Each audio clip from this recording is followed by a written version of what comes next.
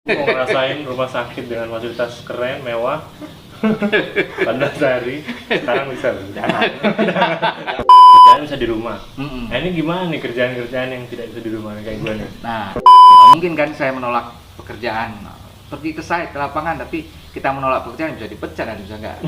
Bahaya itu. Bahaya juga ya. Udah pernah ke penjara belum ya? Belum. Belum. Jangan Sampai, belum sih ya. jangan sampai. Jangan sampai. Kalau bapaknya pengacara biarin, kita jangan. Iya nggak apa-apa lah. Ya,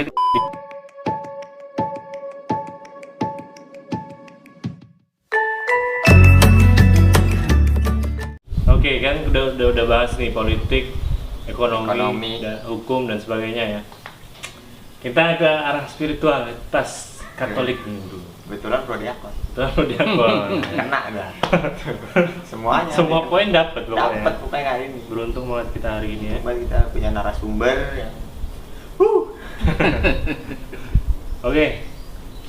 Dengan bacaan hari ini. ceritanya hari ini. Ceritanya gua baca dari Kisah Para Rasul. Bab 9 ayat 31 sampai 42. 31 sampai 42. Oke. Dia menceritakan gimana ya, Pak? Lu baca nggak sih? Baca dong. Gua nggak baca. Intinya itu gua jadi lupa ya. bisa Pasti. itu ya Petrus yang menyembuhkan orang dan Nah, Itu dari iya. Injil Yohanes. Oke, ini si Petrus menyembuhkan orang, Pak. Ya, jadi di Injil Si Zeus, ya? ada dua bacaan dari Kisah Bukan Para menyembuhkan Rasul orang. sama dari bacaan Injil. Dia dari Yohanes. menghidupkan orang Dia ternyata Petrus bisa menyembuhkan dan menghidupkan. dan Membangkitkan orang yang orang mati. Tapi itu poinnya, dia menggunakan nama Yesus. Yesus, atas nama Yesus Kristus. Bangkitlah, bangun Jadi, dari kelumpuhan. gue juga Yang bisa satu- lari kayak gitu ya. Bisa aja kalau Kristus. lu imannya kayak Santo Petrus. Tapi sayangnya iman gue tuh nggak segitu kayaknya tuh. Mungkin semana gitu kali ya. Nah dari bacaan Injil dulu deh, Masuk tuh, Pak. kayaknya pas sama Kebingungan gue. pas sama kondisi sekarang. Iya bener, pas tuh. Berarti kita bisa dong nih ke arah sembuh dari COVID-19, bukan sembuh ya? Terbebas. COVID-19 tuh berhenti atas nama Tuhan Yesus. Terbebas dari COVID-19. Bisa jadi. Ini langsung aja lah ke Prodiakon. Gue juga bingung. Gue langsung apa? Ini gimana nih? Lain. Iya, kita sikapi COVID-19 sebagai peristiwa kehidupan. Ah. Atau kalau lebih mendalam lagi bisa kita refleksikan menjadi peristiwa iman.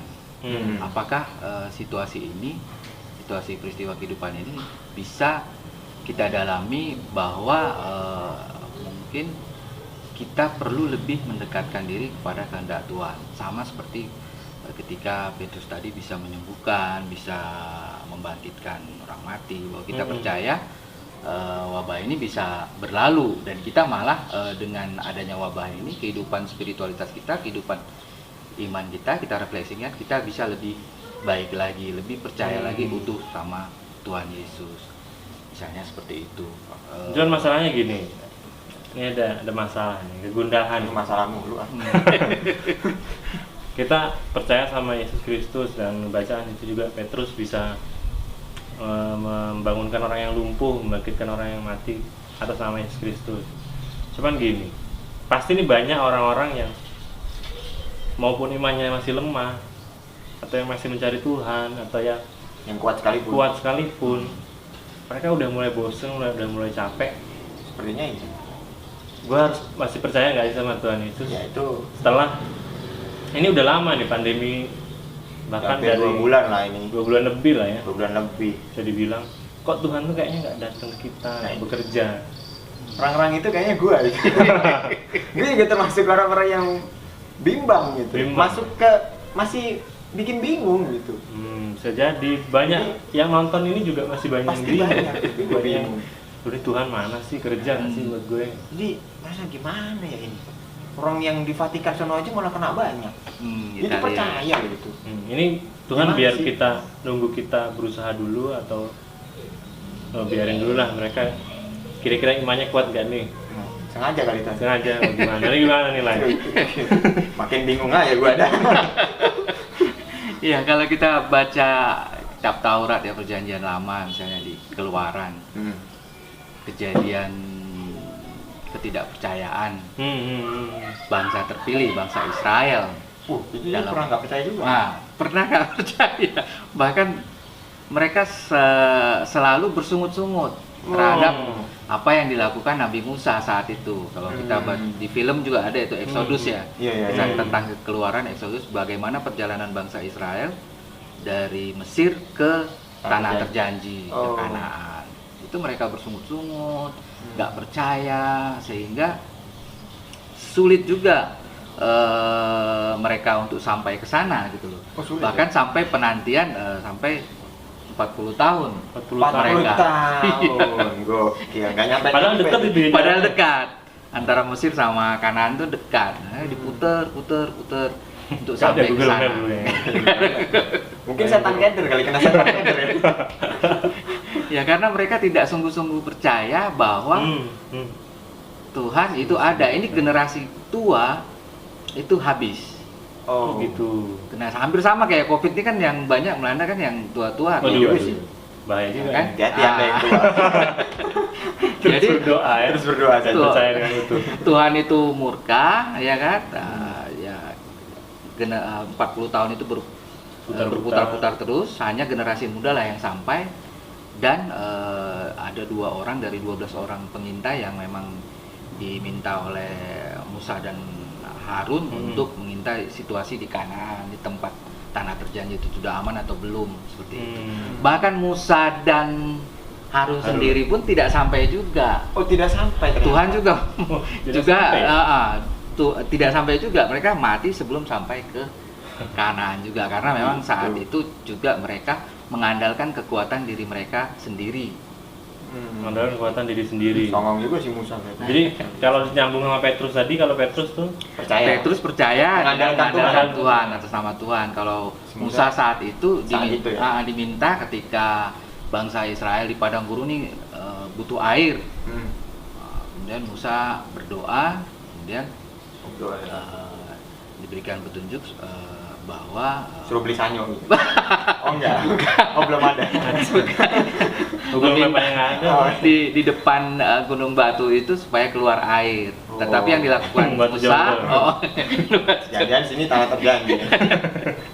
Yang dilakukan Musa adalah dengan marah, apakah harus aku biarkan aku mengeluarkan air di sini, mengetuk gunung batu, dan memang keluar air, tetapi itu mengandalkan kekuatannya. Sehingga Tuhan melihat kesombongan dalam diri Musa saat itu. Baru tahu. Tahu, gue pikir kan, tahu kan, suruh beli sanyo gitu kan. Tidak baca kitab suci sih, tahu aja.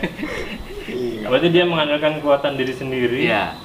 Tapi keluar air itu ya? Keluar air, akhirnya keluar air juga, terselamatkan, nampaklah kemuliaan Tuhan, kekudusan itu. Kita pun sepertinya kayak nggak ada harapan kapan yang berakhir COVID-19, tapi kita harus menyerahkan itu semua utuh kepada Tuhan, tetap berdoa di dalam keluarga kita masing-masing, tetap melaksanakan anjuran pemerintah misalnya. Supaya nggak kayak Musa tadi. Gua harus tetap percaya. Percaya diri kan. Keluar rumah nggak ada apa-apa nih COVID, santai aja. Oh iya juga. Berarti yang muda juga jangan leha-leha nih. Jangan leha-leha. Ntar nggak nyampe kayak Musa nggak nyampe Kanaan. Ntar lo nggak sampai pandemi ini kelar, lo udah koin duluan. Jadi yang muda jangan mengandalkan kekuatan diri sendiri juga ya. Kadang yang muda nih, gue muda nih, nyantai aja. Muda nyantai aja, tetap nongkrong gitu kan. Tetap bokap lu gimana bokap lu ya kan? Ya, tetap harus percaya. Harus percaya supaya kita nanti sampai pada akhirnya pandemi COVID-19. Asik. Semua kan indah pada waktunya. Iya. Sampai kapan? Tidak tahu. Percaya aja loh. Percaya sama Tuhan, karena apa ya? Mujizat Tuhan itu kita nggak tahu. Kehendak Tuhan itu kita kadang-kadang sudah kita tebak. Asik, kayak lo. Iya. Ya, karena memang iya butuh duit nih, butuh duit. Kalau tuh ngerokok jaket, ya ada duit. Udah kecuci ya kan? Wah, lagi butuh banget itu, pada sering banget. Memang iya, padahal diri kita lupa sendiri sebenarnya. Gokil, ternyata dari Alkitab itu sudah ada kejadian-kejadian yang kita alami di sini sepertinya ya. Memang seperti itu gitu. Tertulis kayaknya. Sudah tertulis. Oh, tertulis ya, tertulis. Ya memang kita harus mengalaminya. Ya. Gokil kan? Nah, kita. Oke. Jadi kita intinya harus percaya dengan utuh kepada Tuhan Yesus ya, supaya bisa Ya, COVID-19 ini berlalu bisa lah. berjuang selalu gitu. Kita kan nggak tahu sampai kapan. Ya, iyalah ya. Ya, gitu. nah, intinya kita berdoa lah supaya cepat berlalu. Dan dari riset juga, itu dari segi spiritual, dari riset juga memang pandemi ini kan menurun ya grafiknya sebenarnya. Dan memang nanti akan tetap pasti akan berakhir juga. Jangan berakhir. Positive thinking dan optimis. Positif, optimis, yang kayak gua mungkin imannya lemah itu harus ditingkatkan. Karena dia harus percaya sama Tuhan. Ini memang Tuhan sengaja nih biar iman lu makin kuat. Gitu. Iya. Dia akan mengeluarkan ya. mujizat yang sedikit. Wah, kalian tidak sadari. Bisa jadi sih. Pada akhirnya kan kalian sadari. Cuman belum sadar aja gitu. Gokil. Ada lagi nggak? Gua Ya, rasa sih dari alay aja. Ya, ini anggaplah ini sebagai misteri ilahi yang terjadi dalam diri kita, tapi dengan kita berdoa dan percaya, tentu secara utuh tentu kita akan terbebas dan akan diselamatkan dari dia. Karena dia kan jalan hidup ya, dan kebenaran kan. Hidup dan kebenaran. Pokoknya berdoa, percaya, berusaha yang penting. Iya. Ya kan Itu yang- dari sisi spiritualitas kita sebagai orang Katolik. Heeh. Apalagi sekarang bulan Maria, Bu. Oh iya, sekarang lagi bulan Mari. Berdoa rosario. Ada iklan kebetulan. Terakhir, simpulan ini. Konklusi. Konklusi. Konklusi dari Lai. Kita kan udah banyak ngomong tiap Ngomong mulu ya. tiap syuting kita aja yang Kita kameramen kita. Semua kita. soundman kita, Sambil kita. yang nata bangku kita. Ya udah langsung konklusi. Konklusi Lai. Aduh. Sekarang konklusi aja lah, kita udah ngomong panjang lebar ya kan tentang ekonomi, hukum, politik, Spiritual juga. spiritualitas. Nah, kita minta Konklusi. konklusi dari beliau ya. Yoi. Kita udah sering lah ya, bosen orang-orang dengerin orang Ini dua orang ini lagi. ngomongnya gak keruan lah. Ya udah, monggo kesimpulan dari awal sampai akhir kita bicara ini, kita diskusi ini, sebagai manusia, sebagai orang Katolik lah tentunya, kita menghadapi wabah COVID-19 ini kita harus bersikap seperti apa? Ya, jadi kita akan meninjau dari segi pengetahuan dan iman. Tentu dari segi pengetahuan kita be smart lah, Bisma, cakep nih. ya cerdas Gokil nih. gitu loh, jadi menanggapi situasi ini ya, karena dengan pengetahuan kita bisa mengelola atau mengurangi dampak, bahkan menemukan pada saatnya nanti menemukan obat vaksin untuk ini. Jadi selama masa PSBB dan semua himbauan pemerintah mohon ditaati supaya pemerintah nggak capek juga gitu loh, karena semakin banyak kalau ini nggak diredam lajunya, semakin banyak bingung nanti itu rumah sakitnya penuh segala Iya macam, juga sih. ya kan. Nah, dari segi iman ya kita harus lebih menyerahkan kepada Tuhan. Yang pertama, percaya penuh Saya penuh. dan utuh tentunya ya. Penuh utuh. Jadi dan doa, terutama ini bulan Maria, kita tingkatkan doa kita di dalam komunitas. Kita juga semakin membangun ikatan hubungan emosional yang baik, karena beberapa mungkin di rumah ya, kerja dari rumah, meningkatkan hubungan yang baik di dalam keluarga kita sendiri. Oke. Dan nanti kalau misalnya kayak Kementerian Perhubungan di itu ya Mengeluarkan aturan yang lagi. baru boleh Boleh. saya beroperasi, tetap kita menjalankan PSBB-nya itu. Aturan dengan benar. Dengan protokol-protokol yang ada gitu kan. Intinya dari kesimpulan tadi adalah be smart dulu, Isma. disiplin diri. Lu jangan bingung lagi, lu harus be Udah. smart. Berarti Gua lu nggak udah. smart dulu. Kemarin tuh bingung ya kan. Sekarang Bisma. Udah tahu konklusinya. Lu pakai provider be smart. Kok merah? Sama yang kedua itu iman. Harus percaya penuh dan utuh Beuh. pada Tuhan supaya kita menghadapi ini dengan Tuh, pada Tuhan. apa ya, pikiran yang jernih, dengan sikap yang pikiran yang positif, optimis. Gitu kira-kira. Jadi Menangkap Bisma dari pokoknya. Nilai Segala kita aspek ini. harus Bisma. Harus smart. Kayaknya cukup sampai di situ saja. Cukup deh. sampai di sini Ya, iya. perjumpaan kita. Percobaan kita kali ini akan terbagi menjadi beberapa part mungkin. Karena obrolannya cukup panjang. Cukup panjang, dan cukup seru. Sangat berisi dan seru. Sangat berisi loh kali ini. Rugi untuk kalian yang nggak nonton sampai habis. Hmm. Pokoknya tunggu saja di channel YouTube-nya. Yoi. Jangan lupa Like, subscribe. dan komen di bawah mengenai pertanyaan-pertanyaan Anda yang kalau bingung tanya aja di bawah. Iya. Kalau ada saran kita mau diskusi apa lagi, boleh Yoi, juga boleh masih di juga. situ. Langsung aja. Kalau mau nyumbang ke kita, Boleh. boleh. Ada rekening. Rekening pribadi. Rekening pribadi maksudnya, bukan yang rekening yang itu. Oh iya, kita harus tetap promosi Oh iya. tim tanggap darurat Tentang COVID-19 di COVID kita. AKY itu. Kita Ada produksi face shield, masker, Masker. pokoknya murmer lah Dan kalau mau menyumbang uang bisa ke rekening yang pribadi.